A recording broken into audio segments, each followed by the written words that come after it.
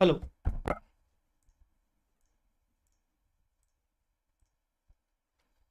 Hello everyone, क्या हाल चाल। I hope आप सब अच्छे होंगे। सब भाइयों बहनों, स्वागत करता हूं मैं आपका अभ्यास बैच डे नंबर 10। आज हमारा 10वां लेक्चर है, 10th लेक्चर है, और इसमें हम AS16 बोरिंग कॉस्ट की प्रैक्टिस करेंगे। चलिए। सो स्टडी प्लानर के हिसाब से अगर मैं बात करूं तो AS19, AS20, AS11 branch amalgamation, financial statements, cash flow statement, AS15, और अब है बारी AS16 की। AS16 पे rapid revision, fast track rapid revision का एक लेक्चर था। जो जो बच्चे लेक्चर देख के आए हैं अपना हाथ ऊपर करें। जो जो बच्चे लेक्चर देख के आए हैं अपना हाथ ऊपर करें। जो जो बच्चे लेक्चर देख के आए वो अपना हाथ ऊपर करें। और साथ ही साथ आज हम उसके बाद उसके उसके ऊपर अपन बात करेंगे उसके प्रैक्टिस की। ठीक है, चलिए। ठीक है, चलिए। सो हमारे पास AS16 के क्वेश्चंस भी अवेलेबल हैं। AS16 के 7 क्वेश्चंस अवेलेबल हैं, पेज नंबर 6। Page number 6। ठीक है। All right, all right. चलिए। मेरा मूड बिल्कुल भी नहीं है कि मैं आपको रिवीजन करवाऊं, मैं आपको बता रहा हूं। बिकॉज अगर मैं रिवीजन करवाने गया तो आधे घंटे का रिवीजन चला जाएगा, फिर प्रैक्टिस के चक्कर में टाइम नहीं मिलेगा, प्रैक्टिस के लिए टाइम नहीं मिलेगा। तो शुरू करें, क्वेश्चंस शुरू करें। क्वेश्चन के अंदर जहां जहां मुझे लगेगा वो मैं आपके साथ कॉन्सेप्ट का डिस्कशन करूंगा। डोंट वरी, कॉन्सेप्ट का डिस्कशन करूंगा। ठीक है। बढ़िया बढ़िया बच्चे, क्या प्यारे प्यारे बच्चे हैं, सब देख के आए हैं। जो बच्चे प्यारे प्यारे हैं, जिनको सितंबर जनवरी में एक्चुअली पास होना है, वो सब ये वाला रिवीजन लेक्चर देख के आए हैं, अब वो मेरे साथ जुड़े हैं। सर आज आप बहुत स्मार्ट लग रहे हो। Thank you Misha, thank you so much बेटा। चलो। 66। Entity borrowed on 1 April. एक सेकेंड, मैं आज लग रहा हूं, पहले मैं हमेशा नहीं लगता क्या Misha? Entity borrowed 1 April 22, 9%, 30 lakhs for construction of 2 qualifying asset. मुझे सबसे पहले बताओ, ये क्वेश्चन आरआर में था क्या? ये क्वेश्चन आरआर में था क्या?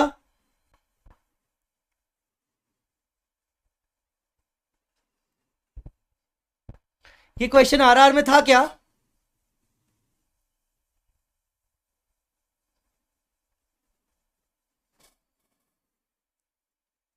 एक बच्चे, नहीं सर। हाँ सर, अरे कैसे कैसे बच्चे हैं यार। कुछ बोल रहे हैं हाँ था, कुछ बोल रहे हैं नहीं था। कैसे कैसे बच्चे हैं ये। एक मिनट मुझे देखने दो।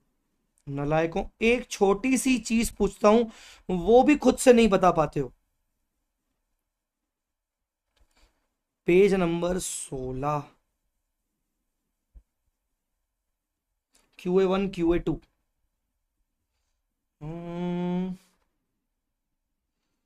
QA1 QA2, 5 लाख 5 लाख 10 लाख 10 लाख था रे। अबे था यार, क्वेश्चन नंबर 20 था।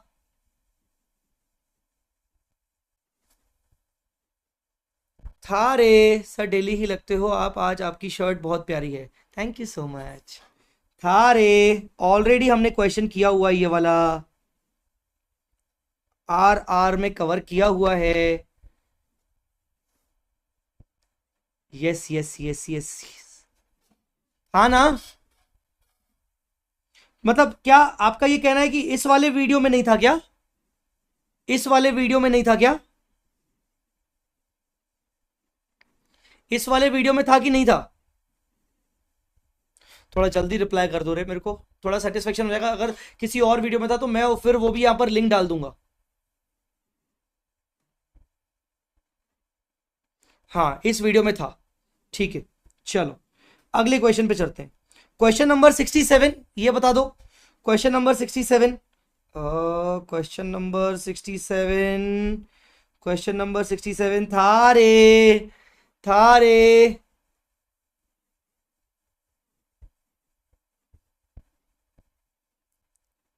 अमेजिंग कंस्ट्रक्शन 32 करोड़, इसमें भी अमेजिंग कंस्ट्रक्शन 32 करोड़, यस था ना, डिस्कस किया था ना।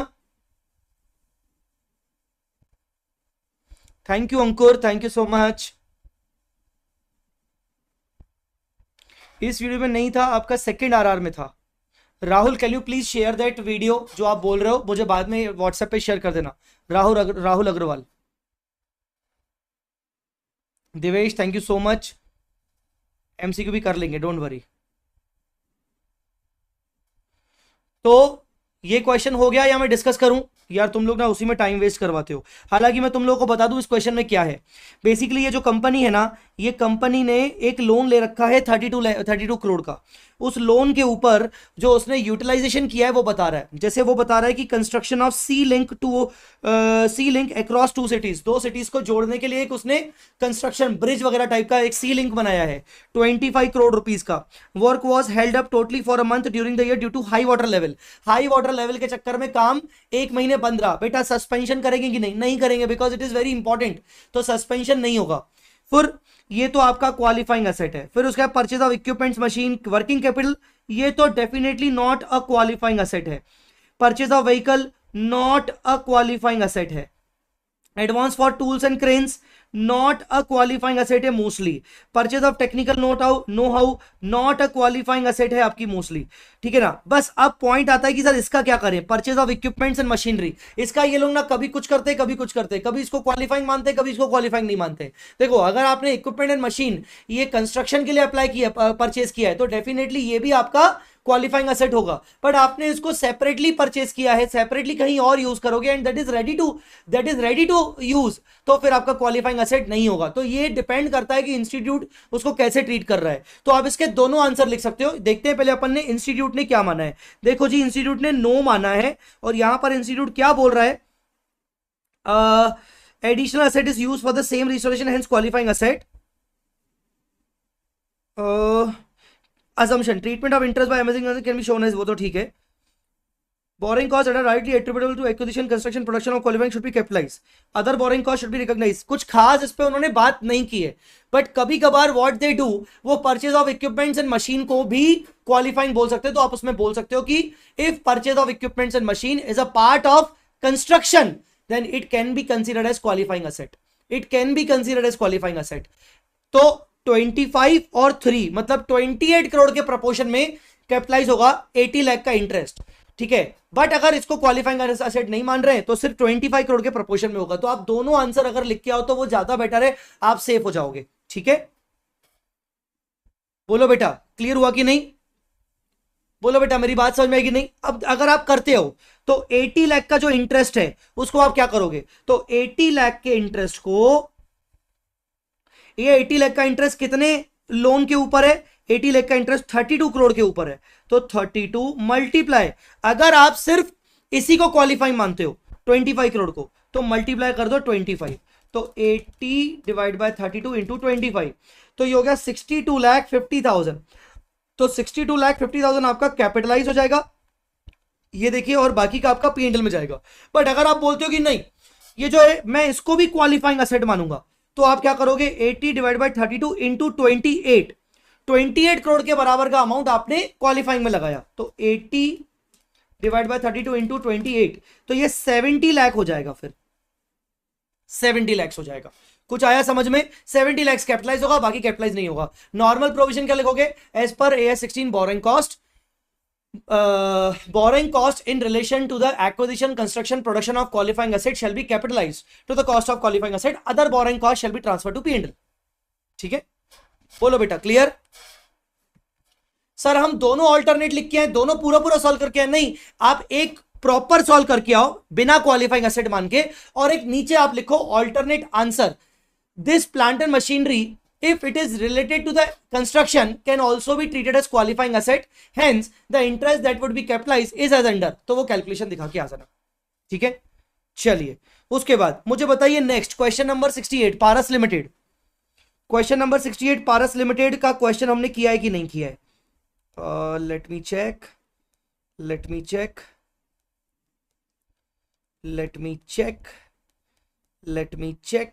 नहीं किया है।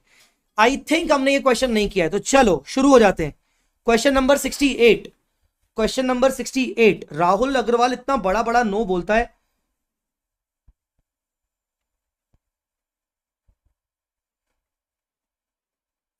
अरे दादा, चलो तो कौन सा क्वेश्चन कर रहे हैं हम कर रहे हैं क्वेश्चन नंबर 68। क्वेश्चन नंबर 68 क्या बोलता? Paras limited had the following borrowings during a year in respect of the capital expansion. मैं आपको बताऊं, ये आईसीएआई का सीए फाइनल का क्वेश्चन है। तुम में से कुछ बच्चे होंगे जो बोलेंगे सर क्यों फालतू टाइम वेस्ट करवाते हो सीए फाइनल का क्वेश्चन करवा के। बेटा, May 24 अटेम्प्ट में AS2 के ऊपर जो ज्वाइंट प्रोडक्ट बाय प्रोडक्ट का क्वेश्चन आया था एग्जाम के अंदर, आई थिंक 7 मार्क्स का क्वेश्चन था, 6 या 7 मार्क्स का क्वेश्चन था। वो इंस्टीट्यूट के मॉड्यूल में नहीं था, वो इंस्टीट्यूट के मॉड्यूल में नहीं था, आरटीपी में नहीं था, एमटीपी में नहीं था, कहीं नहीं था, पर वो सीए फाइनल के इंस्टीट्यूट के मॉड्यूल में था और उसको हमने अपनी एएस की ट्रम्प बुक में रखा था और वही डिट्टो क्वेश्चन आ गया। बच्चे बाहर आके सब रो रहे थे, अपने बच्चे बढ़िया हंस रहे थे कि हाँ हम तो देख के गए थे ये क्वेश्चन। तो कोई भरोसा नहीं है, वो सीए फाइनल के क्वेश्चन जरूर करवाऊंगा जो इंस्टीट्यूट से ही है, मैं अपने खुद के बना के नहीं करवाऊंगा। प्लांट पी के ऊपर कोई स्पेसिफिक बोरिंग नहीं है, मतलब बेसिकली जनरल बोरिंग होगी, ठीक है ना। मैं आपको यहां पर एक छोटी सी चीज बता दूं कि दो टाइप की बोरिंग होती है, एक होती है स्पेसिफिक बोरिंग, एक होती है जनरल बोरिंग, ठीक है ना। Specific borrowing, general borrowing. Specific borrowing मतलब there is a 1-to-1 relation, मतलब जो लोन है, जो बोरोड अमाउंट है, that is utilise for specific asset, one asset और two asset. Loan is for specific asset. और जो जनरल बोरिंग होती है that can be used for the multiple assets, that can be used for the multiple asset। और general boring एक से ज्यादा हो सकती है, तो 2-3 मैंने जनरल लोन ले लिए, उसको मैं अलग अलग जगह पर यूज कर रहा हूं, ठीक है ना। तो जनरल बोरिंग के केस में हमें वेटेड एवरेज बोरोइंग रेट निकालना पड़ता है। वेटेड एवरेज बोरोइंग रेट एक कॉमन रेट निकालना पड़ता है जिसको हम अप्लाई करते हैं अलग अलग क्वालिफाइंग एसेट के ऊपर, कितना कितना पैसा लगाया उसके हिसाब से, ठीक है। जबकि स्पेसिफिक बोरिंग जो कॉस्ट होती है वो डायरेक्टली स्पेसिफिक एसेट में जाके कैपिटलाइज हो जाती है, ठीक है। चलिए अब पहचानते हैं। तो प्लांट पी के ऊपर जो एक्सपेंडिचर किया गया वो आउट ऑफ जनरल बोरिंग है। प्लांट क्यू के ऊपर एक्सपेंडिचर किया गया 125, बैंक लोन लिया था 65, मतलब ये स्पेसिफिक है, मतलब जनरल बोरिंग भी होगा, बिकॉज 125 में से 65 का तो स्पेसिफिक हो गया, तो जनरल बोरिंग होगा 60 का, ठीक है। और ये जनरल बोरिंग होगा पूरा का पूरा 100 का। फिर 175 का प्लांट आर है जिसके लिए 9% डिबेंचर इशू किए 125 के, तो इसका मतलब बाकी का 50 जनरल बोरिंग है। आई मेरी बात समझ में? कुल मिला के बाकी का 50 जनरल बोरिंग है। तो जनरल बोरिंग कितना यूज किया गया? 100, 60, 50, मतलब अप्रोक्सीमेटली 210। आगे बोल रहा है in addition to the specific borrowing stated above, company has obtain term loan from 2 banks. 2 bank से टर्म लोन लिया। सबसे पहले 100 lakh from corporation bank, 110 from SBI to meet the capital expansion requirement. Determine the amount of borrowing cost to be capitalise. अब मैं ना आपको step by सिखाऊंगा। सबसे पहली स्टेप क्या होती है? स्टेप नंबर 1, सबसे पहली स्टेप क्या होती है? अच्छा, अगर आपको एग्जाम में आंसर लिखना है तो सबसे पहले एक छोटा सा प्रोविजन आपको लिखना पड़ेगा। अगर छोटा सा प्रोविजन लिखोगे तो आप अपने एक्स्ट्रा मार्किंग कर रहे हो। क्या लिखोगे? S per AS16 borrowing cost, short में लिख रहा हूं, as per AS16 borrowing cost in relation to specific borrowing is capitalized to that specific asset, qualifying asset। borrowing cost आगे लिखोगे in case of general borrowing, in case of general borrowing, in case of general borrowing, borrowing cost shall be capitalized। नालायक को लिख रहे हो ना? तुम्हें कसम है तुम्हारे अटेम्प्ट की, लिख रहे हो ना? borrowing cost shall be capitalized based on weighted average borrowing rate। As under. ठीक है, तनीश वाधवानी, कॉन्ग्रेचुलेशन, आपका क्लियर हुआ, बहुत बढ़िया।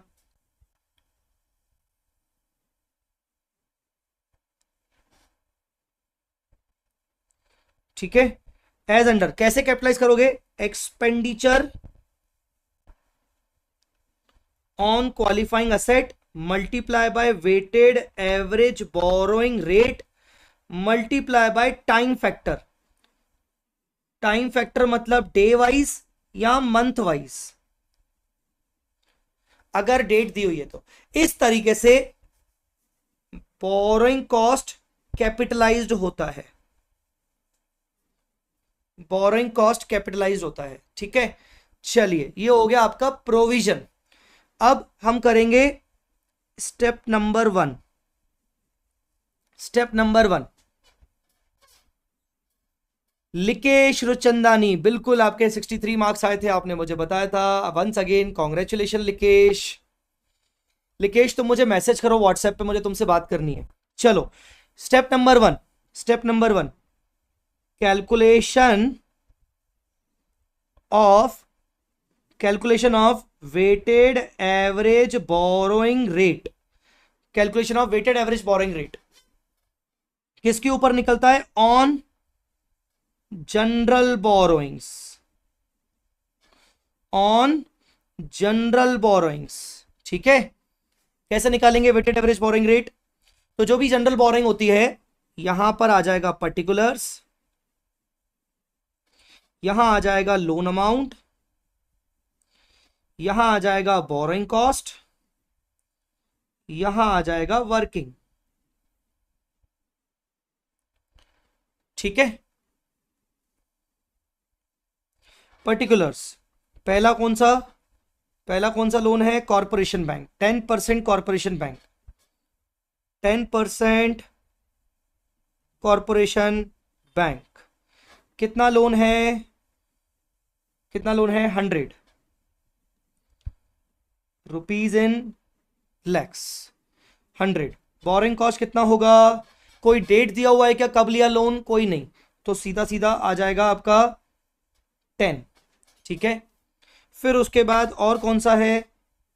11.5, 11.5% SBI, कितना है? 110,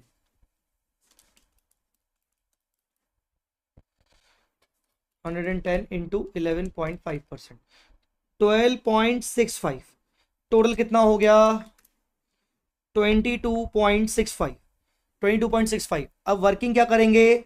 वर्किंग करेंगे 22.65 डिवाइडेड बाय 210, 210 इंटू 100, तो ये आ गया 10.786%, 10.786% आ गया वेटेड एवरेज बोरिंग रेट। तुम लोग का नलाय को आया कि नहीं आया? मेरे को कमेंट नहीं दिख रहा है, मेरे को कमेंट नहीं दिख रहा है।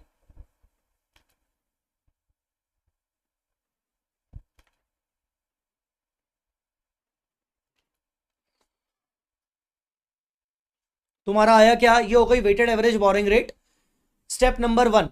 ठीक है, अब हम करेंगे स्टेप नंबर 2। आप करोगे capitalisation of borrowing cost, capitalisation of borrowing cost. Borrowing cost में कैपिटलाइज करेंगे तो सबसे पहले यहां पर क्वालिफाइंग असेट, क्वालिफाइंग असेट, यहां पर आ जाएगा एक्सपेंडिचर, क्वालिफाइंग असेट के ऊपर एक्सपेंडिचर, फिर यहां आ जाएगा सोर्स। ठीक है ना, बोरोइंग सोर्स, कौन सा वाला बोरोड अमाउंट लगाया आपने? स्पेसिफिक लगाया कि जनरल लगाया? ठीक है ना, फिर उसके बाद सोर्स आ गया। अच्छा, जैसे क्वालिफाइंग असेट पहली कौन सी है? पहली है पी। ठीक है ना, एक्सपेंडिचर कितना किया? 100 लैक्स, 100 लैक्स किया। सोर्स क्या है? जनरल। अगर जनरल सोर्स है तो इसका मतलब क्या करोगे? यहां 100 लैक्स मल्टीप्लाई बाय 10.786%, तो ये हो गई तुम्हारी वर्किंग, और ये हो गया तुम्हारा बोरिंग कॉस्ट कैपिटलाइज्ड। तो 100 इंटू 10.786%, तो ये हो जाएगा 10.786, 10.786। फिर qualifying asset P Q Q Q Q 125 lakhs, 125 lakhs. अब 125 लैक्स का सोर्स क्या है, सोर्स क्या है? तो 125 का सोर्स ये है कि बैंक लोन 65, स्पेसिफिक और जनरल, ठीक है ना। तो स्पेसिफिक कितना, स्पेसिफिक कितना 65, तो 65 lakh multiply by 10%, 65 multiply by 10% मतलब 6.5। और जनरल बाकी का कितना बचेगा, बैलेंसिंग फिगर 125 में से 65 गया तो कितना बचा 60, 10.786%। यू मस्ट बी होपिंग कि सर एक्सपेंडिचर समझ में आ गया, वेटेड एवरेज बोरिंग रेट समझ में आया, सर टाइम फैक्टर कहां है? बेटा टाइम फैक्टर यहां पर बाय डिफॉल्ट 12/12 लग रहा है, 12/12 लग रहा है, बिकॉज इन्होंने जो एक्सपेंडिचर किया है उसका उन्होंने डेट नहीं बताया कि भाई ये एक्सपेंडिचर 1/4 को किया हो, ये 1/5 को किया हो, तो जो 1/5 को किया होगा उसके ऊपर हम 11 मंथ्स का लगाएंगे, ऐसा दिया नहीं है। तो मान लो कि पूरा 12/12 सबके ऊपर आ रहा है, ठीक है, ठीक है। ये आ रहा है 6.47, 6.47,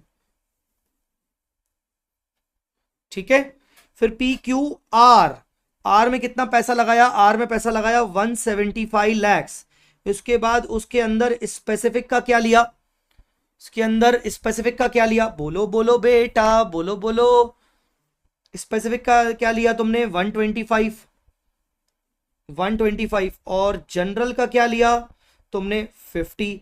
जो स्पेसिफिक का लिया उसका रेट ऑफ इंटरेस्ट 9% और बाकी इसका 10.786%। तो 125 इंटू 9% 11.25 और 50 इंटू 10.786% 5.393। तो कुल मिला के बोरोइंग कॉस्ट कितना कैपिटलाइज हुआ, borrowing cost capitalised, total borrowing cost capitalised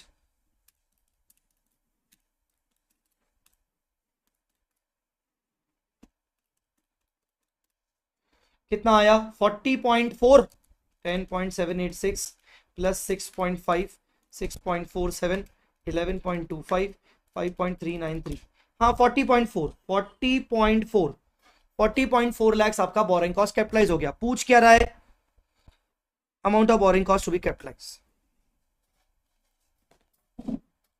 40.393 या 40.4, ठीक है। बोलो जी, हो गया।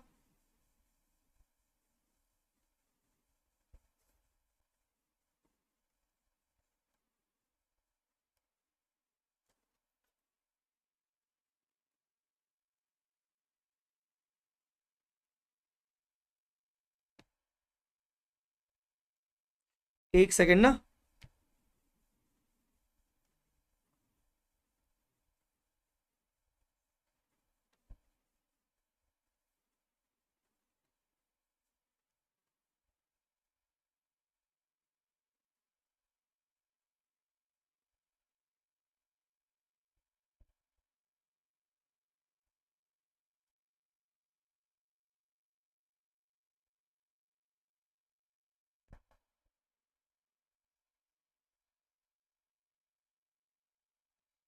चलिए ठीक है, हो गया क्वेश्चन, अच्छा क्वेश्चन था। 68 हो गया। अभी 69 मुझे बताओ हमने आरआर में किया है क्या, ऐसा लग रहा है किया है, फेज 1 फेज 2, बहुत अच्छा क्वेश्चन है ये, फेज 1 फेज 2। अगर कहोगे तो मैं फिर से करवा लूंगा, पर अच्छा क्वेश्चन है, अगर कहोगे तो मैं फिर से करवा लूंगा। एक बार देख के बताओ,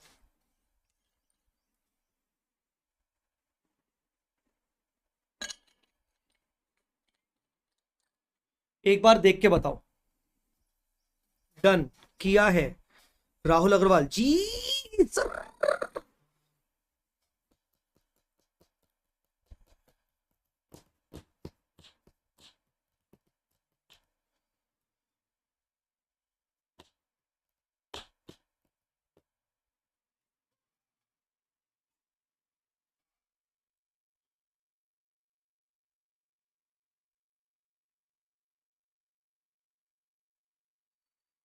बोलो जी, करवा दो सर, किया है नहीं? यस यस करवा दो, यस सर करा दो सर। नालायक लोग, एक नंबर के नालायक, सीरियसली मतलब लेजी पना, लेंजड़ पना, नालायक को कोई तुम लोगों से सीखे, सीरियसली कोई तुम लोगों से सीखे। आ जाओ करवा लेता हूं। चलो करा दो सर, सर करा दो sir. Harish construction company is constructing a huge building project consisting of 4 phases. एक बिल्डिंग प्रोजेक्ट बना रहा है जिसमें 4 फेज होंगे, phase 1, phase 2, phase 3, phase 4। It is expected that full building will be constructed over several years, but phase 1 and 2 of the building will be started as soon as they are completed। ठीक है, तो phase 1 and 2 अगर complete हो गए तो वो start हो जाएंगे। इससे मुझे याद आता है AS 16 का एक प्रोविजन था कि आप बोरोइंग कॉस्ट को कैपिटलाइज कब तक करोगे, कभी ना कभी तो आपको सीज करना पड़ेगा। वर्ड था सेसेशन ऑफ बोरोइंग कॉस्ट। तो AS 16 कहता था कि बोरोइंग कॉस्ट को कैपिटलाइज करना बंद कर दो अगर आपकी क्वालिफाइंग असेट सब्सटेंशियली कंप्लीट हो चुकी है। सब्सटेंशियली मतलब मेजर चीज उसमें काम हो चुका है, अब वो रेडी टू यूज है। उसी में वो बोलता था कि अगर क्वालिफाइंग असेट पार्ट्स में कंप्लीट हो रही है, जैसे ये फेजेस है, ऐसे केस में आपको ये चेक करना है कि जो पार्ट्स कंप्लीट हो चुके हैं क्या वो पार्ट्स इंडिविजुअली यूज या सेल किए जा सकते हैं कि नहीं। अगर वो पार्ट्स इंडिविजुअली यूज किए जा सकते हैं या इंडिविजुअली सेल किए जा सकते हैं, सचमुच ऐसा करूंगा कि नहीं उससे मतलब नहीं है, तो ऐसे केस में उन पार्ट्स के ऊपर आप बोरोइंग कॉस्ट अब कैपिटलाइज नहीं करोगे, बचे हुए पार्ट्स जो अभी तक कंप्लीट नहीं हुए सब्सटेंशियली उनके ऊपर कैपिटलाइज करोगे। तो सबसे पहले तो ये प्रोविजन आ रहा है। आई बात समझ में कि नहीं? फिर वो बोल रहा है following are the details of the work done on the different phases, phase 1, phase 2, phase 3, phase 4। Cash expenditure, building material purchased, total expenditure. Total expenditure का टोटल करो, 34, 64, 55, 68, 221। Loan taken at 15% of the beginning of the year, 200. During the mid of the current year, phase 1 and 2 have become operational, मतलब substantially completed. Find out the total amount to be capitalized and to be expensed during the year। तो सबसे पहले आपको लिखना है इस पे provision. Question number 69 आपको लिखना है सबसे पहले प्रोविजन लिखना है। As per AS 16 borrowing cost, capitalization of borrowing cost shall be ceased when Saransh, thank you so much. Capitalization of borrowing cost shall be ceased when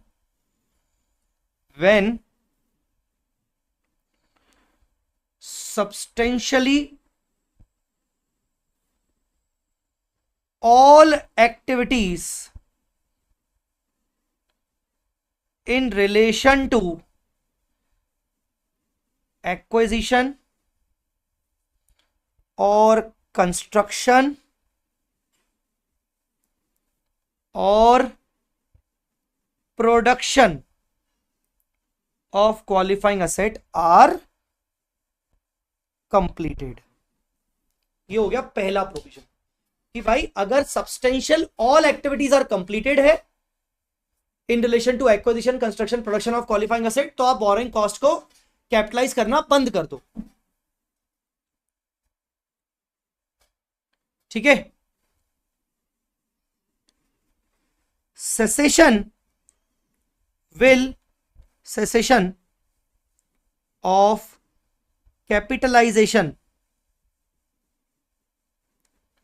will takes place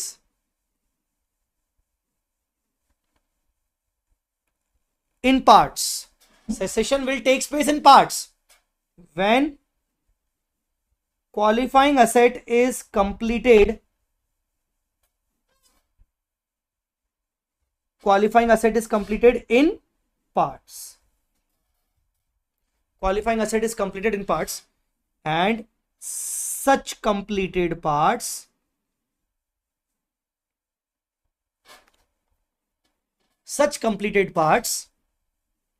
are capable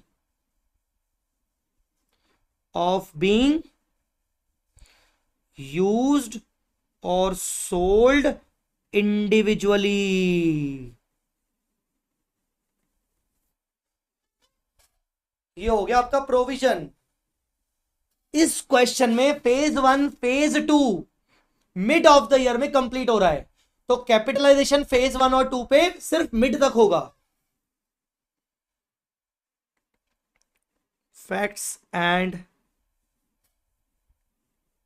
analysis. In the current situation,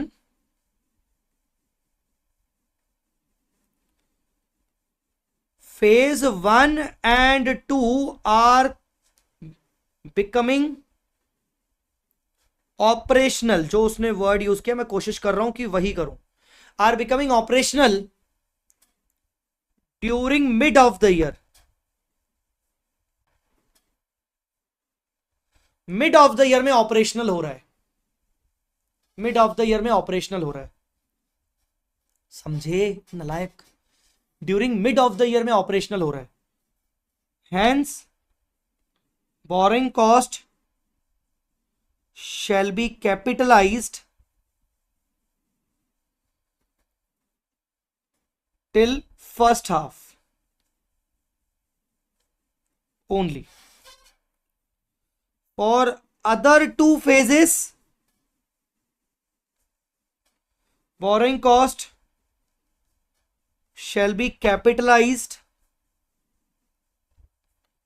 for full amount. बाकी दो के लिए full amount रहेगा. ओ नालायको, समझ में आ रहा है कि नहीं? तुम लोग लेक्चर को लाइक वगैरह करते हो नहीं?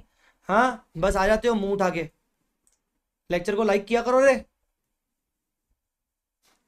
किया करो रे. लेक्चर को लाइक कर लो रे.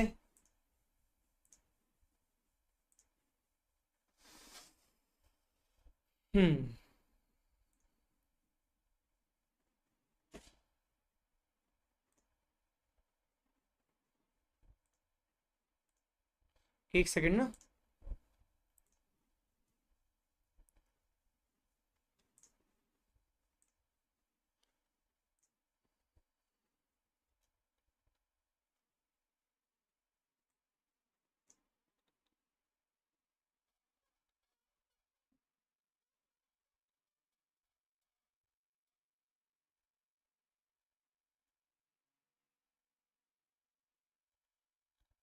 चलो.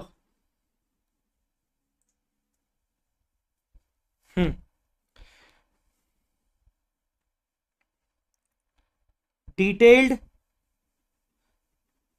कैलकुलेशन. चलिए डिटेल कैलकुलेशन करते हैं. पहले मेरी बात को समझिएगा. आपका फेज 1 फेज 2 कंप्लीट हो चुका है और फेज 3 फेज 4 कंप्लीट नहीं हुआ है. आपका जो लोन था 200 था. अब आप अपने लोन 200 के लोन को क्या ऐसे बांटोगे 50 50 50 50? नहीं, गलत है. आप ये बोलोगे कि सबसे पहले लोन का ऊपर का जो भी इंटरेस्ट है, लोन के ऊपर का जो भी इंटरेस्ट है, उसको आप फेज 1 2 की ओवरऑल कॉस्ट और फेज 3 4 की ओवरऑल कॉस्ट के प्रपोर्शन में डिवाइड कर दो. ठीक है ना? कैसे करेंगे? सबसे पहले बोरिंग कॉस्ट कितना होगा? Borrowing cost 200 multiply by 15%. 200 multiply by 15% कितना आया? 30 lakh. Allocate total borrowing cost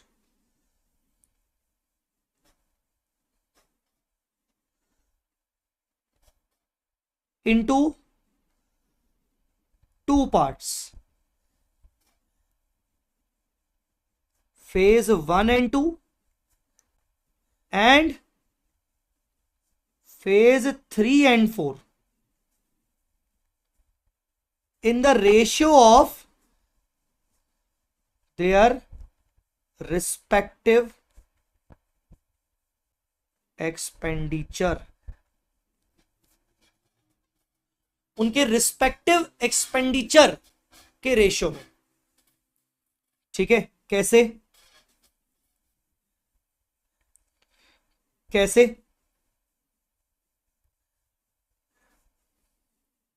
allocate कैसे करोगे, आइए।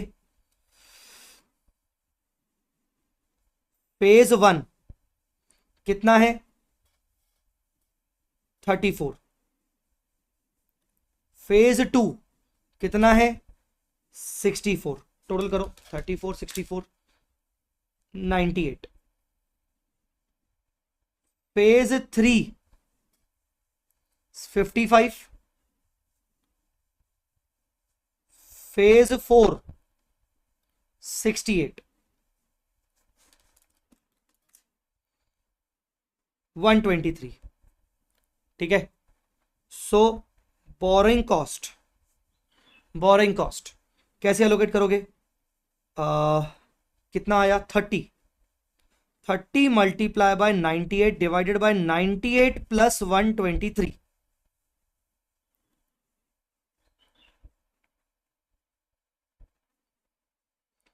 करो। और 30 मल्टीप्लाई बाय 123 डिवाइड बाय 221, 98 और 123 221 होता है। तो बोरिंग कॉस्ट कितना आया 30 इंटू 98 डिवाइड बाय 221, ये आया 13, पूरा लिखूं 13,30,317, ये आया 16,69,683। बोरिंग कॉस्ट कैपिटलाइज हो गया। अब क्या करोगे, ये तो एनुअल बोरिंग कॉस्ट है। आपने अभी क्या बोला, पार्ट्स अगर कंप्लीट हो चुके हैं मिड में तो वहां मिड तक ही कैपिटलाइज होगा। कैपिटलाइजेशन ऑफ बोरिंग कॉस्ट, इसमें आएगा फॉर फेज 1 एंड 2,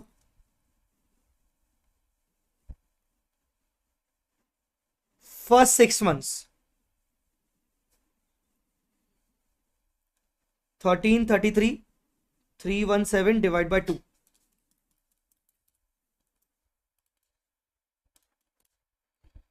665 159, और दूसरा फॉर फेज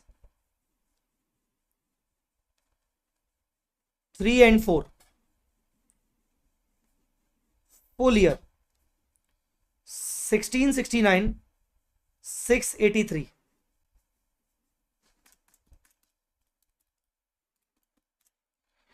ये हो गया 23,34,842। ये हो गया borrowing cost capitalise. Borrowing cost charged to P&L on phase 1 and 2 next 6 months 665 159 158।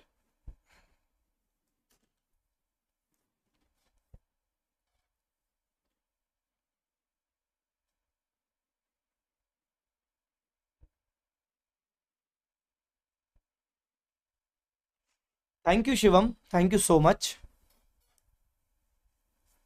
चलिए हो गया, बोलो जी हो गया।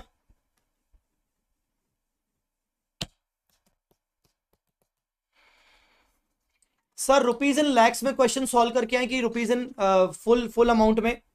जब पॉइंट में चीजें आने लगे तो कोशिश करके फुल अमाउंट में किया करो, बाकी आप रुपीज इन लैक्स कर सकते हो अगर क्वेश्चन में भी रुपीज इन लैक्स है तो।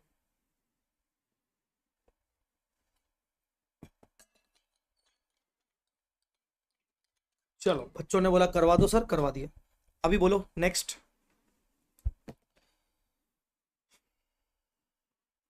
ये क्वेश्चन था क्या, एक बार चेक करना। वर्क हाउस लिमिटेड टुक अ लोन। हाँ ये था, ये मैंने करवाया था क्या? ये ओल्ड वाला है, ये new must do question list है। तो मुझे बताओ, ये वाला क्वेश्चन करवाया था? मैं आपको बताऊं, ये बहुत इंटरेस्टिंग क्वेश्चन है। अभी जैसे ही मैंने बोला इंटरेस्टिंग, सर करवा दो, करवा दो। नालायकों, आरआर देख के आते तो ऐसे मौका, ऐसा ऐसे ऐसे नौबत नहीं आती बोलने की।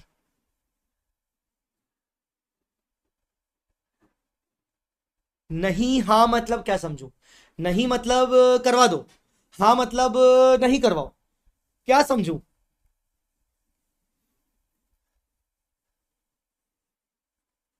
बहुत इंटरेस्टिंग क्वेश्चन है ये।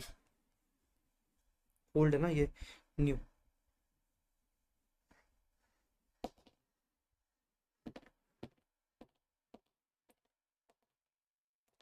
आरआर में था ये भी, सर आरआर में था। करवा दो नहीं हुआ था। ये मेरे को बच्चे ना, ऐसा क्यों लग रहा है मेरे को बच्चे पागल बना रहे हैं? करवा दो नहीं हुआ था, ऐसा क्यों लग रहा है कि मेरे को पागल बना रहे हैं? सर मॉड्यूल में सारे आंसर्स अलग अलग फॉर्मेट में है, क्या करूंगा? कोई फर्क नहीं पड़ता, कोई फर्क नहीं पड़ता। अभी भी अगर तुम उस जिंदगी में जी रहे हो कि मॉड्यूल का फॉर्मेट अलग है या फॉर्मेट अलग है, भाई थोड़ा सा ना रिलैक्स हो जाओ, चिल हो जाओ। जैसा फॉर्मेट तुझे ठीक लग रहा है तू वैसा फॉर्मेट कर। तुझे फॉर्मेट इंस्टीट्यूट का सही लग रहा है तू वैसा कर, तुझे किसी और का सही लग रहा है वो कर। पर प्लीज इस चीज से बाहर आ जा कृपया करके, जितना जल्दी हो सके।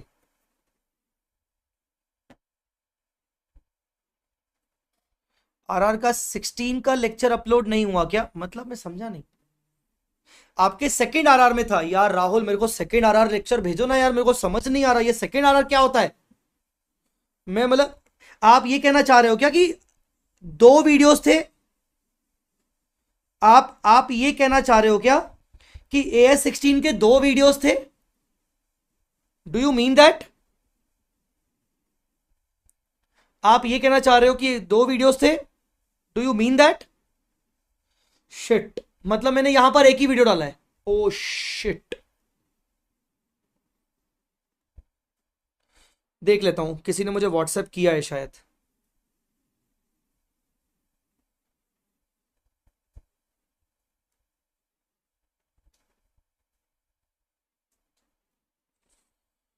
कहाँ व्हाट्सएप किया है भाई?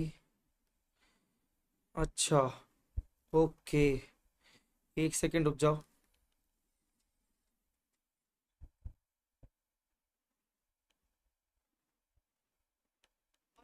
सब बना था, 5 मिनट के अंदर, 5 से 7 मिनट के अंदर अपन पूरा उसको रिवाइज करेंगे। यार था यार, वो मैं आपको बता रहा हूँ हुआ क्या है। बच्चों एक काम करो, सुनो मेरी बात सुनो। जो बच्चे बोल रहे हैं ना कि नहीं था नहीं था करके, एक्चुअली गलती मेरी है। एक्चुअली गलती मेरी है, राहुल ने मुझे भेज दिया।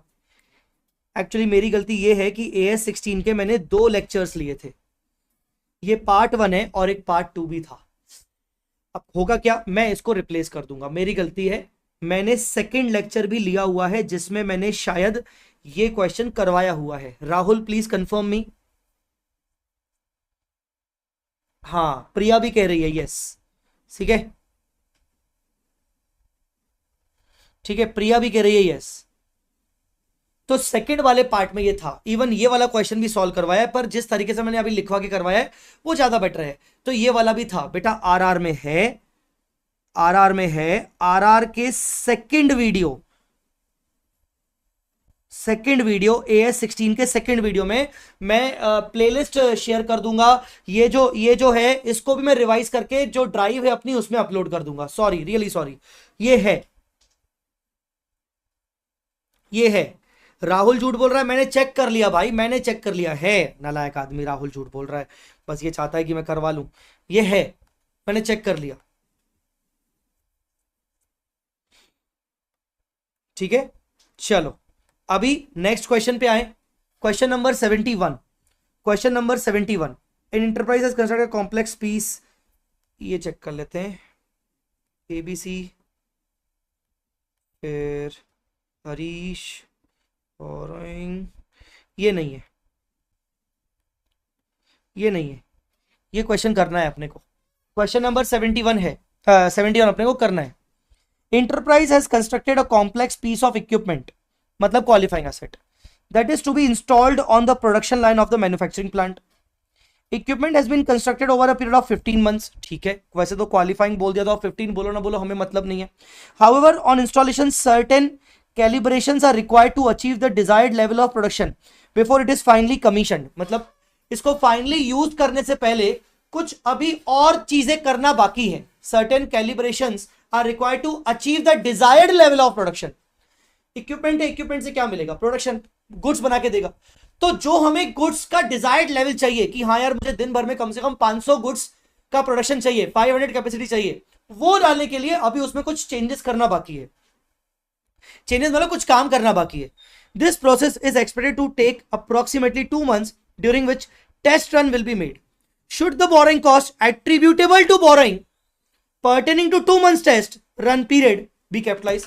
क्या ये 2 महीने, मतलब आपका इक्विपमेंट कंप्लीट हो चुका है, इंस्टॉल हो चुका है, equipment has been constructed over 15 month, construct हो चुका है, ठीक है। इंस्टॉलेशन के टाइम पर हमें लग रहा है कि यार उसका desired level of production achieve करने के लिए हमें अभी कुछ उसके ऊपर और काम करना पड़ेगा एक्चुअल मशीन को शुरू करने से पहले। तो क्या मुझे बताओ, whether asset is ready to use और ready to sell? Tell me whether asset is ready to use और रेडी टू सेल? नहीं, जब तक वो कैलिब्रेशंस नहीं कर लेते to achieve the desired level of production, asset is not ready to use, asset is not ready. और borrowing cost shall be capitalised till the date the asset is ready to use. तो मेरे हिसाब से मेरा ये मानना है कि आपको बोरोइंग कॉस्ट कैपिटलाइज करना चाहिए वो 2 महीने भी। मैं आपको पहले आंसर पढ़वा रहा हूं, फिर मैं आपको लिखवाऊंगा इसका जवाब, ठीक है। As per AS 16 capitalisation of borrowing cost should cease, यहां सेसेशन की बात आ रही है। Substantially all the activities are necessary to prepare the qualifying asset for intended use और सेल आर कंप्लीट। जब आपकी सारी एक्टिविटीज कंप्लीट हो जाए यूज और सेल करने के लिए, तो आप सीज कर लो, कैपिटलाइजेशन मत करो। On installation of the equipment, evaluation has to be made to conclude whether substantially all the activities necessary to prepare the asset or are complete or not. After an equipment has been installed, it is usually tested and adjusted for the commercial production before it is finally commissioned. Finally commissioned मतलब final use से पहले उसका testing ही होता है। The calibrations and adjustment required during this period are performed in order to bring the equipment up to the stage at which it is ready to commence the commercial production. ये calibration जरूरी इसीलिए है ताकि asset को commercial production level तक लाया जा सके। Until the asset reaches the stage when it is ready to support commercial level of production, it is not appropriate to conclude that substantially all the activities necessary to prepare the qualifying asset are complete. और जब तक asset अपने main commercial production तक नहीं पहुंच जाती, ये कहना कि substantial all activities are completed गलत होगा। To conclude, ये सही नहीं होगा। It is not appropriate to conclude that all the activities are completed. Thus, borrowing cost incurred during the normal period of test run should be capitalized. Normal period of test run में भी capitalize होना चाहिए। तो ये चीज आप अपने summary point में भी डाल सकते हो। मैंने आपको पहले भी कहा है कि ये चीज आप अपने समरी पॉइंट में डाल सकते हो,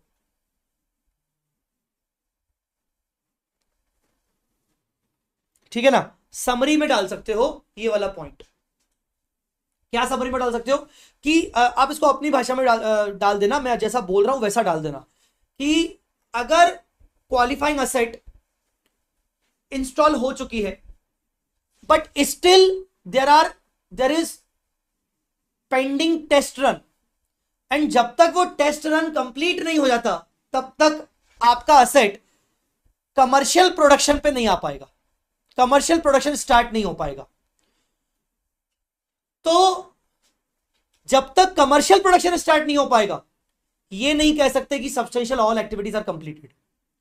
तो अगर टेस्ट करना मैंडेटरी है, test run is an essential part to achieve the desired level of production, ठीक है ना, ऐसे केस में उस टेस्ट रन पीरियड में भी जो बोरोइंग कॉस्ट इनकर होगा उसको कैपिटलाइज किया जाएगा, ठीक है। कैसे लिखोगे इस चीज को, आइए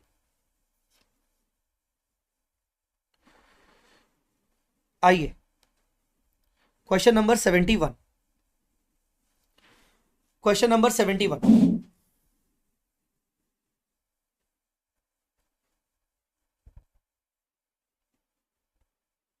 अच्छा, यहां पार्ट्स वाला प्रोविजन लिखना नहीं है, cessation to take place in parts, वो रिक्वायर्ड नहीं है. As per AS16 borrowing cost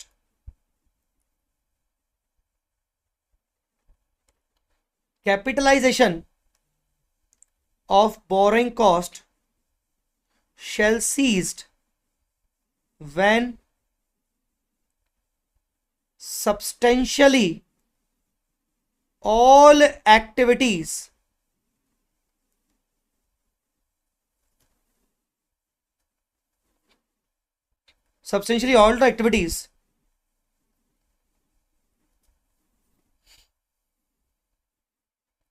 are completed.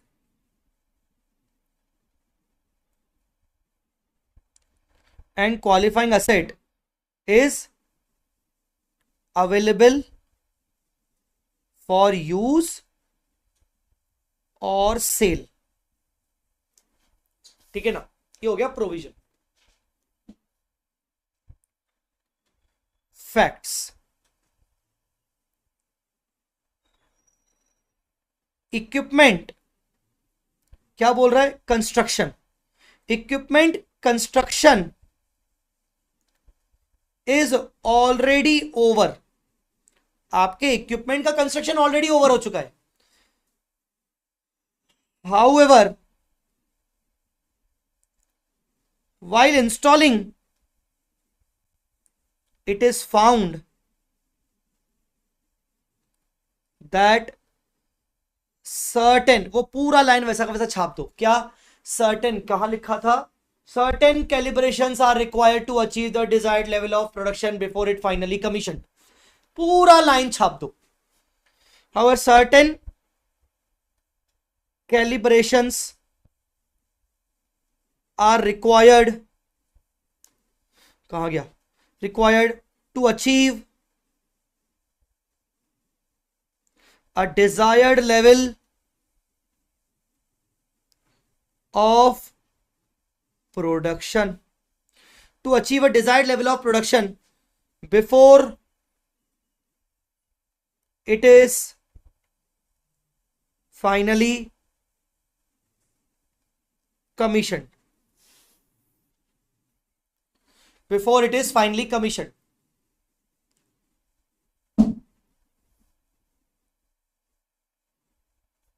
For this purpose, इसके लिए क्या करना पड़ेगा? टेस्ट रन चलाना पड़ेगा. 2 months during the test run will be made. Process is expected to take approximately 2 months during which test run will be made. For this purpose, 2 months test run will be made. ठीक है ना. तो conclusion पे अपन आएंगे. above 2 months test run are essential. essential मतलब जरूरी, मतलब necessary. above 2 months test run are essential to make the asset available for use, that is to start commercial production.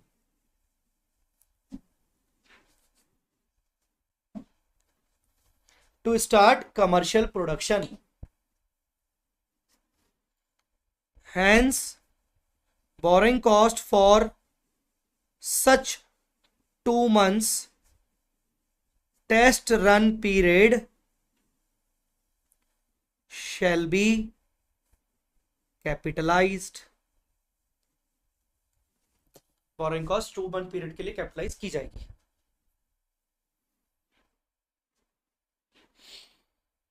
आया समझ में?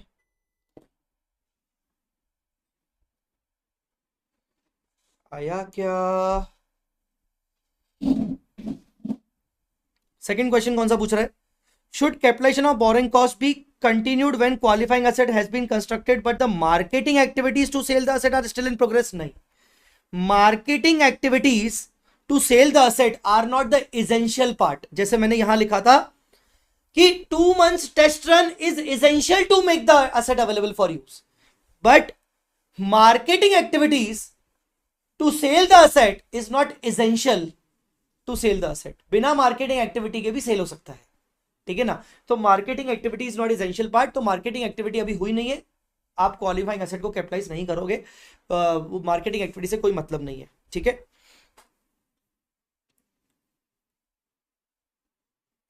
क्या बोल रहा है? If minor modification such as decoration of property all that are outstanding that indicates this substantial activities are completed, ठीक है ना. Borrowing costs pertaining to the period during which marketing activities to sell the asset are still in progress should not be capitalized as a part of the cost of the asset. तो वो essential नहीं है. Marketing activities are not essential. लिखना वैसा ही है जैसा मैंने बताया, बस आपको marketing activities are not essential.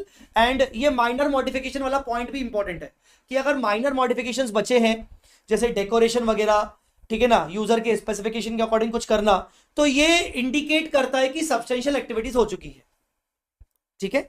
तो ये सेकंड वाला मैं नहीं लिखवा रहा हूं बिकॉज ये बिल्कुल डिट्टो सेम टाइप से लिखेगा, बस हल्के फुल्के वर्डिंग चेंज होगी. चलिए, मैं जानता हूं कि ऐसे टाइप के क्वेश्चन आ जाए ना तो सिट्टी पिट्टी घूम जाती है, पसीने आने लगते हैं, कैलकुलेशन वाले क्वेश्चन जल्दी हो जाते हैं, तो थोड़ा बहुत उस पर प्रैक्टिस आपको करनी है. मेरी बात मानो तो ये क्वेश्चन का जो पहला पार्ट मैंने तुम्हें लिखवाया, सेकंड वाला पार्ट तुम खुद लिख के देखना, तुम्हें खुद ही ना फील गुड आएगा, तुम्हें लगेगा यार मजा आ गया यार, मतलब एटलीस्ट लिख के देखा, मेरे को ना सेटिस्फेक्शन मिला कि मैं कहाँ गलती कर रहा हूं. चलो एक और क्वेश्चन करते हैं. आई थिंक ये क्वेश्चन भी आरआर में नहीं था, ठीक है ना. आई थिंक ये क्वेश्चन आरआर में नहीं था, फिर भी मुझे बता दो कि क्या करना है. Zebra Limited began construction of a new plant on 1st April, obtained a special loan of 20 lakh to finance the construction of the plant. To finance, देख लो एक बार, नहीं था ना. स्पेशल लोन मतलब स्पेसिफिक लोन 20 लाख का to finance the construction of the plant. Chat नहीं कर रहे बच्चे नालायक.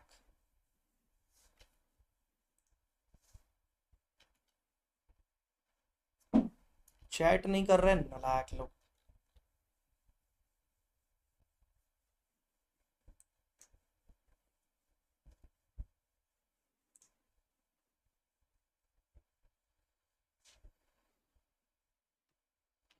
नहीं था, ठीक है.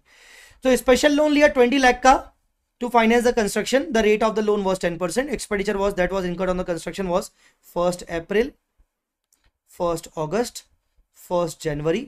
Companies other outstanding non specific loan मतलब general loan was 46 lakh at the rate of 12%. बेटा 12% उन्होंने डायरेक्टली आपको WABR दे दिया है. Construction of the plant completed on 31st March. You are required to calculate the amount of interest to be capitalized as per the provision of AS 16. अब यहां पर ना एक बहुत इंपॉर्टेंट चीज आ रही है, पता है. पहले मैं आपके साथ ओरली डिस्कस करता हूं. आपका स्पेसिफिक लोन है 2 लाख रुपीस का. आपका स्पेसिफिक लोन है 2 लाख रुपीस, 20 लाख रुपीस का. आपका जनरल लोन है 46 लाख रुपीस का. आप एक्सपेंडिचर देखो, स्पेसिफिक लोन 20 लाख रुपीस से ज्यादा ही कर रहे हो. 10 लाख, 24 लाख, 4 लाख. जब ऐसी सिचुएशन आए कि आपका टोटल एक्सपेंडिचर आपके स्पेसिफिक लोन से ज्यादा है, तो इसका मतलब बाकी एक्सपेंडिचर आपका फाइनेंस किया गया होगा जनरल लोन से. सवाल ये उठता है कि पहले कौन सा लोन यूज किया गया होगा. इस क्वेश्चन में पहले कौन सा लोन यूज किया गया होगा. स्पेशल लोन मैंने 1 अप्रैल को ले लिया है, जनरल लोन भी मेरे पास 1 अप्रैल से पड़ा हुआ है, और 1 अप्रैल से मैंने एक्सपेंडिचर करना भी शुरू किया है. तो पहले कौन सा लोन यूज हुआ होगा. तो हमेशा आपको ऐसे केस में पहले स्पेसिफिक लोन मानना है, पर याद रखना ये रटना मत. इसमें मैं आपको एक चीज बता रहा हूं, अगर ये 1 अप्रैल के बजाय 1 जून डेट दे देता, 1 अप्रैल के बजाय 1 जून डेट देता, तो मुझे बताओ जो पहला वाला एक्सपेंडिचर किया गया है 1 अप्रैल वाला 10 लाख रुपीस वाला, क्या आपको लगता है कि वो एक्सपेंडिचर स्पेसिफिक में हुआ होगा? पॉसिबल ही नहीं है। अब ये छोटी सी बात है बट ये बहुत ट्रिकी चीज है जो आपको वहां पर आ सकती है। मैंने आपको कहा कि अगर 1 जून को स्पेसिफिक लोन लिया है तो यार ये तो तुम 1 जून से बाद ही तो शुरू करोगे ना कैपिटल इसको यूज करना। तो जो 1 अप्रैल में तुमने एक्सपेंडिचर किया है वो कौन से वाले लोन से किया होगा? वो जनरल से किया होगा।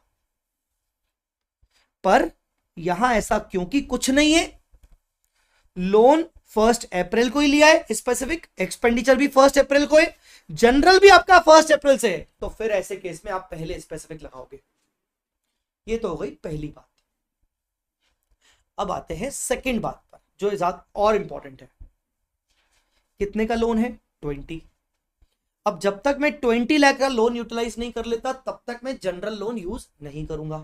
ठीक है, तो बताओ मैंने सबसे पहले क्या यूज किया? 10 लाख रुपीस यूज किए आउट ऑफ स्पेसिफिक बोरिंग। अभी भी स्पेसिफिक बोरिंग के कितने बच गए? 10 लाख बच गए। तो जो अगस्त में तुम आए तो अगस्त में आके तुम क्या करोगे? अगस्त में आके तुम क्या करोगे? 10 लाख स्पेसिफिक बोरिंग और बाकी 14 लाख जनरल बोरिंग। लगेगा कि नहीं लगेगा?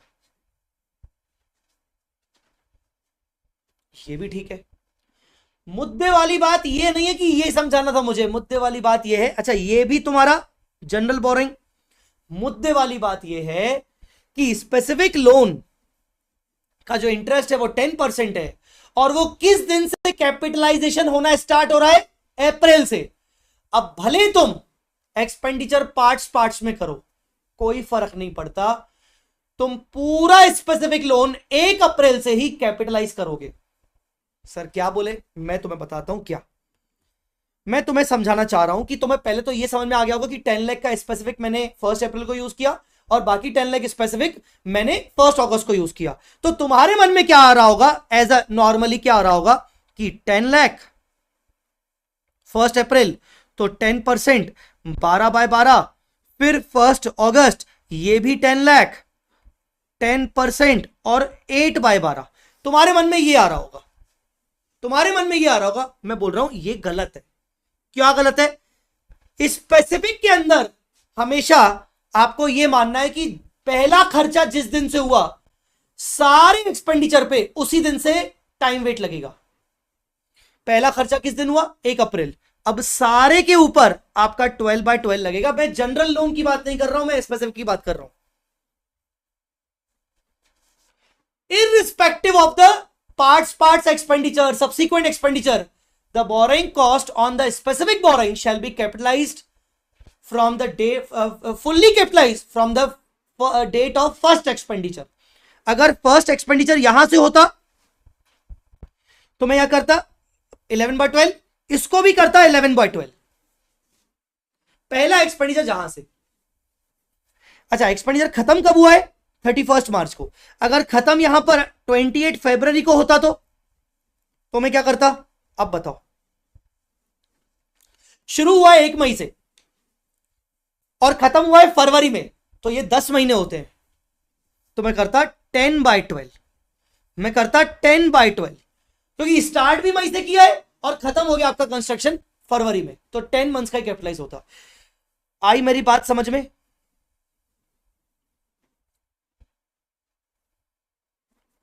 ठीक है, क्लियर हुआ? तो इसके ऊपर क्या करोगे? 12/12 करोगे।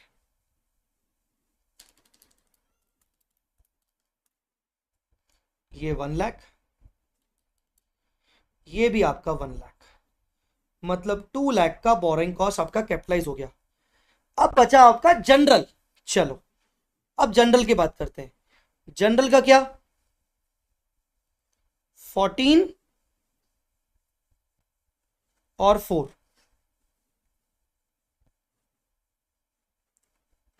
14 लाख 12%, 14 लाख 12%, 14 लाख 12%, 1 अगस्त है। 8/12, 4,00,000, 12%, 1 जनवरी है, 3/12,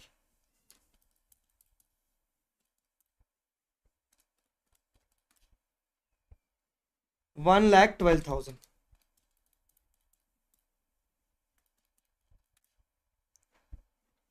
12,000, 1,24,000, ये ए, ये B. Total borrowing cost capitalised 3,24,000। क्या बोल रहा है? Journal entry for capitalising the cost and borrowing cost, cost and borrowing cost, journal entry for capitalising the cost and borrowing cost. तो आप इसमें ये करोगे जर्नल एंट्रीज में,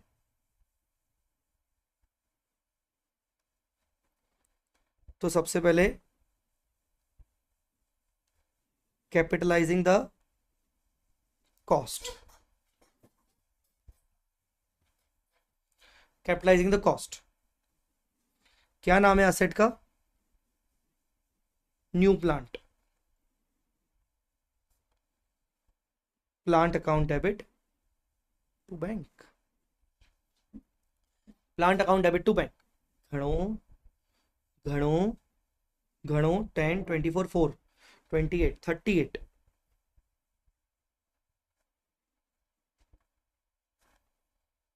दूसरा interest cost debit, interest cost कितना लगेगा? देखिए स्पेसिफिक के ऊपर आपका लग गया 20 लाख का 10% मतलब 2 लाख, और जनरल कितना है 46 लाख, 46 लाख 12% 552, तो 752 टू लोन या टू बैंक, या तो इंटरेस्ट पे नहीं किया होगा तो लोन में बढ़ गया होगा, या तो पे कर दिया होगा तो बैंक। सर 752 कैसे आया? 20 लाख का 10% प्लस 46 लाख का 12%। अब आप इंटरेस्ट कॉस्ट में से प्लांट में कैपिटलाइज करोगे कितना? 324। प्लांट अकाउंट डेबिट 324, बाकी P&L अकाउंट डेबिट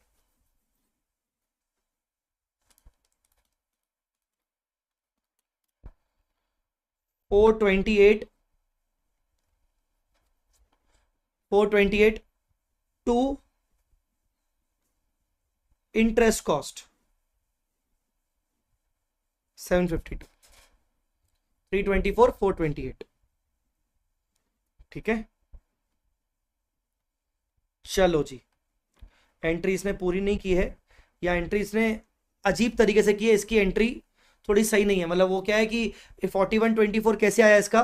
ये बेसिकली 38 ये और 324 ये, तो 4124 ये आया। आपको लॉजिकली इस तरीके से एंट्री करनी चाहिए। चलो गाइस डन, ये हो गया आपका 72 नंबर क्वेश्चन। विशेष गुड आफ्टरनून।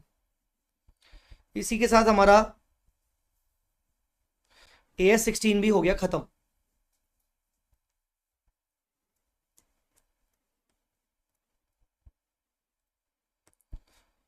AS16 खत्म। नेक्स्ट टारगेट क्या है? बायबैक। तो बायबैक का अभ्यास बैच कल रहेगा, कल क्लास होगी। टाइमिंग में आपको अभी बोल नहीं सकता हूं कुछ भी, क्योंकि कल संडे है, तो मुझे अपना शेड्यूल चेक करना पड़ेगा। संडे को बहुत सारी दूसरी चीजें भी होती है बच्चों के साथ, जो अभी करंट बैचेस चल रही हैं उन बच्चों के साथ जूम मीटिंग वगैरह प्लान होती है मेरी। मेरा FR का क्लास भी रहेगा। मैं आपके साथ मेक श्योर कर रहा हूं कि मैं एटलीस्ट 1 घंटा तो आपको दूंगा, पर इन द मीनवाइल आप बायबैक को एक बार देख के रखना, ठीक है ना? ये वाला लेक्चर देख के रखना, और अलग से रैपिड रिवीजन का जो कंप्लीट प्लेलिस्ट है मैं वो भी कहीं पर डाल दूंगा यार। रैपिड रिवीजन का जो कंप्लीट प्लेलिस्ट है वो कहीं पर डाल दूंगा ताकि आपको दिक्कत ना जाए, ठीक है? चलो सो गाइज अभी के लिए इतना ही, अभी के लिए इतना ही, और हम मुलाकात करेंगे कल के लेक्चर में। कल के लेक्चर में होगा बायबैक। मैंने शायद टेलीग्राम पे गलती से AS10 बोल दिया था। कल का लेक्चर होगा बायबैक का। संडे है, कल का लाइव लेक्चर कितने बजे होगा, क्या होगा, मैं अपने टेलीग्राम चैनल और जो रैपिड रिवीजन का जो ग्रुप है उसमें डाल दूंगा, ठीक है? ठीक है, कल होगा बायबैक। वैसे कल संडे है तो मैं संडे को क्लास नहीं रखता, पर क्योंकि हमारा कल का क्लास कैंसिल हो गया वो मैंने अभी कवर कर लिया, और आज का क्लास जो बायबैक आज होना था वो मैं कल संडे को रख रहा हूं, और कल संडे को वैसे क्लास नहीं था पर मैं संडे को कवर कर रहा हूं, तो इन एनी वे वो कवर हो जाएगा। ठीक है सर, May 24 वाला क्वेश्चन भी करवा दो, वहां कंस्ट्रक्शन 10 मंथ में कंप्लीट हो जाता है। तो मैंने वही बोला ना, कंस्ट्रक्शन 10 महीने में कंप्लीट हो जाता है, तो आपको 10 महीने के हिसाब से लेना है। मैंने जस्ट अभी सिचुएशन क्या बताई तुम्हें, मैंने यही तो सिचुएशन बताई कि अगर मान लो तुम्हारा अब फरवरी में कंप्लीट हो गया मार्च से पहले, और जनवरी में कंप्लीट होगा, तो तुम्हें उतने महीने के हिसाब से लेना है, सीधा सीधा। ठीक है, फिर भी नेक्स्ट बैच में, नेक्स्ट क्लास में AS16 मुझे याद दिलाना तुषार, मैं उसको टेकन केयर कर दूंगा। ठीक है, चलिए guys, thank you so much, bye bye, take care. अगर लेक्चर को लाइक अभी तक नहीं किया तो कर लीजिए, और एक रिक्वेस्ट थी आप सबसे, अगर आपको अभ्यास बैच पसंद आ रही है तो अभ्यास बैच के जो भी वीडियोस है उनमें कमेंट में जाके अपना, डिस्क्रिप्शन में कमेंट में जाके अपना फीडबैक मुझे जरूर दीजिए। हमारे नए बैचेस शुरू होने वाले हैं CA इंटरमीडिएट May 25 और September 25 अटेम्प्ट के लिए। आपसे रिक्वेस्ट है, अगर आपको मेरी टीचिंग अच्छी लग रही है तो आप अपने जूनियर्स को जरूर रिकमेंड करिएगा मेरी टीचिंग का और मेरी क्लासेस का। 9 अगस्त से मैं अपनी क्लासेस शुरू कर रहा हूं, रिकमेंड जरूर करिएगा। बहुत बहुत धन्यवाद लेक्चर सुनने के लिए, लाइक करने के लिए, प्यार देने के लिए, बहुत बहुत धन्यवाद। God bless you guys, all the very best, love you all.